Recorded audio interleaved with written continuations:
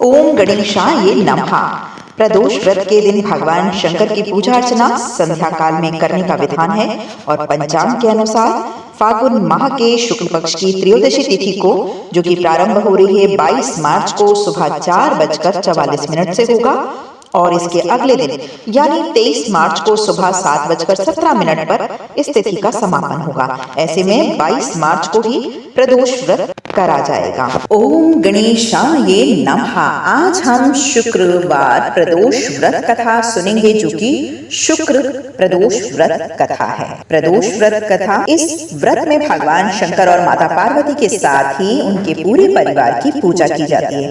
देखिए, शिव परिवार माना जाता है कि सारे ही ग्रहों से आपको अगर कोई पीड़ा हो रही है तो उन कष्टों के निवारण के लिए भगवान शिव परिवार की आपको पूजा करनी चाहिए, क्योंकि भगवान शिव के पास किए गए उपाय जो भी होते हैं उससे मंगल, शनि, राहु, केतु, बुध, बृहस्पति सारे ही ग्रह जो हैं वो शांत होते हैं। और अगर कोई आपको ग्रह बुरा फल दे रहा है तो वह भी शुभता प्रदान करता है। तो देखिए, भगवान का जो शिव परिवार है ये सारे ही ग्रहों को तृप्त करने वाला है। अगर आप शुक्र प्रदोष व्रत करते हैं तो ये संतान के लिए बहुत ही उपयोगी होता है और साथ ही साथ आपकी गृहस्थी के लिए ये बहुत ही फलदायी होता है।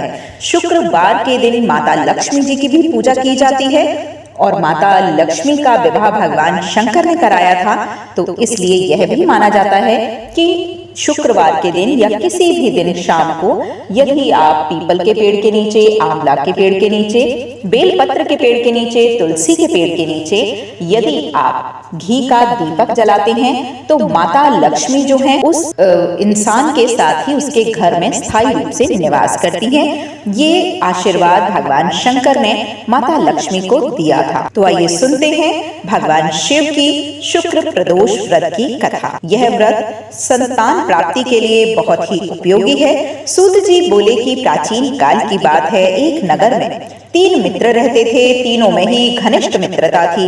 उनमें एक राजा का बेटा, दूसरा ब्राह्मण का बेटा और तीसरा सेठ का पुत्र था। राजकुमार व ब्राह्मण पुत्र का विवाह हो चुका था। सेठ पुत्र का विवाह के बाद गौना नहीं हुआ था। एक दिन तीनों मित्र आपस में स्त्रियों की चर्चा कर रहे थे। ब्राह्मण पुत्री ने नारियों की प्रशंसा करते हुए कहा कि नारीहीन घर भूतों का डेरा होता है।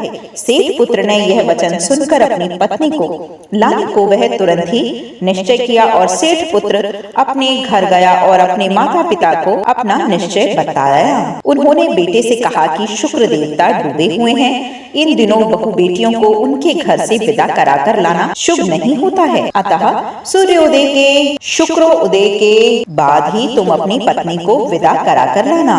सेठ पुत्र अपनी जिद से टस से मस नहीं हुआ और अपने ससुराल को जा पहुंचा।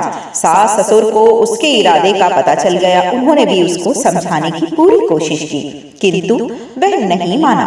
अब उन्हें विवश होकर अपनी कन्या को विदा करना पड़ा और ससुराल से विदा होने पर पति पत्नी नगर से वापस चले गए। बाहर निकले ही थे कि उनकी बैलगाड़ी का पहिया टूट गया और एक बैल की टांग भी टूट गई।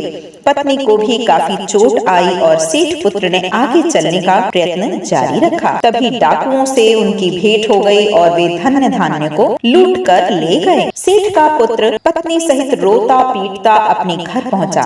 जाते ही उसे सांप ने डस लिया। उसके पिता ने वैद्यों को बुलवाया। उन्होंने देखने के बाद यह घोषणा कर दी कि आपका पुत्र 3 दिन में ही मर जाएगा। उसी समय इस घटना का पता ब्राह्मण पुत्र को लगा।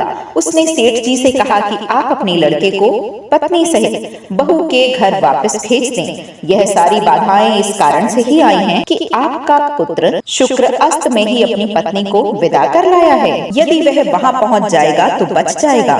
सेठ को ब्राह्मण पुत्र की बात जच गई और अपनी पुत्र वधू वापस लौटा दिया। वहां पहुंचते ही सेठ पुत्र की हालत ठीक होनी आरंभ हो गई। तत्पश्चात उन्होंने शेष जीवन सुख के साथ ही बिताया और मृत्यु के बाद स्वर्ग लोक को गए। बोलो भोलेनाथ की जय, माता पार्वती की जय।